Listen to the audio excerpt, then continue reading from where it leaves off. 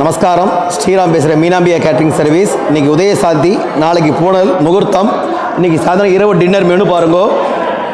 ரசமலாய், வெள்ளரிக்காய் தயிர் பச்சடி, கோஸ் பட்டாணி கறி, உருளைக்கிழங்கு ஃப்ரை, தேங்காய் சட்னி,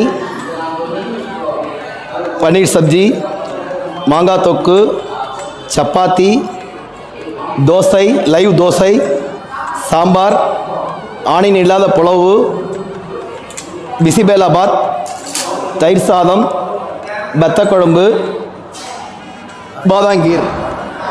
இன்றைக்கி உதயசாந்திங்கனால ஆனியன் இல்லாமல் கேட்டிருக்கா. இது எல்லா ஐட்டமும் ஆனியன் கிடையாது.